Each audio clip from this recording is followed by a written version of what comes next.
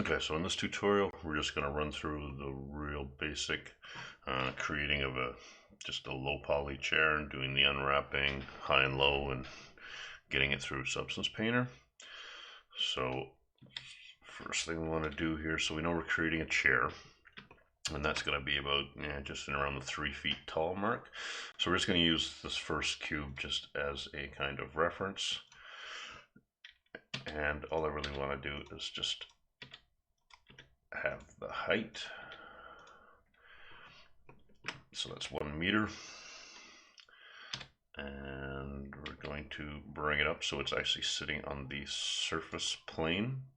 This is going to be something we're going to be looking more at and making sure that our models are centered and above ground so we can import them into wherever we want and they're not half submerged. And then we're just taking and moving this over to the side so it's just out of our way. Okay, so Shift A, we're creating a basic cube and just scaling it into an approximate size that I'm looking for here. And like I was discussing before, I'll get this out of my way. So we want to have our origin point sitting on the surface. So easy way to do that is actually just to hit your tab, get into edit mode, select the entire object and move it up. Because notice as I move these polys, my origin stays dead center, which is kind of what we want. And let's see here. So I'm going to create just the flat portion, the seat part first. So GZ, I'm just bringing that down to be approximately the thickness it should be. Going into our side, grabbing everything, moving it up to seat level. Okay, so before we get going too far, 80-90% of the things we're going to create, they're all going to be symmetrical. So we might as well drop a mirror modifier on this right off the get-go. We want to do a bisect, so it's cutting it down the middle and then welding it back together. And we also want to make sure the on cage is activated so we can actually see what we're doing in edit mode as we do it. So if I grab this, we can see it's responding in real time for us here.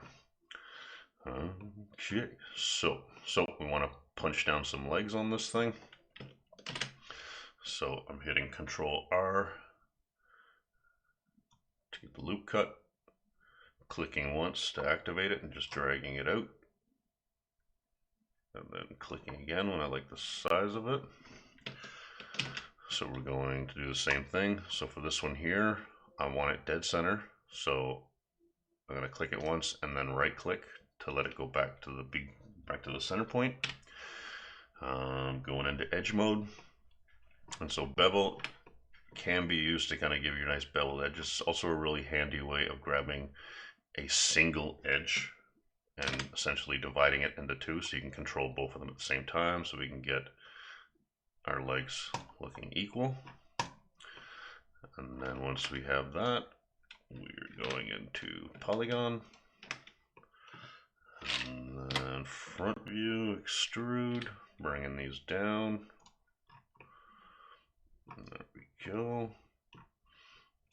And then we're doing something similar, bringing that up.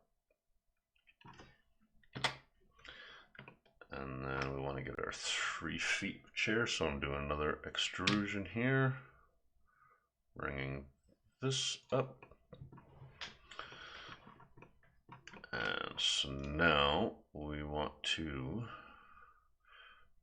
match this portion here, so it's just another extrusion, bringing it in.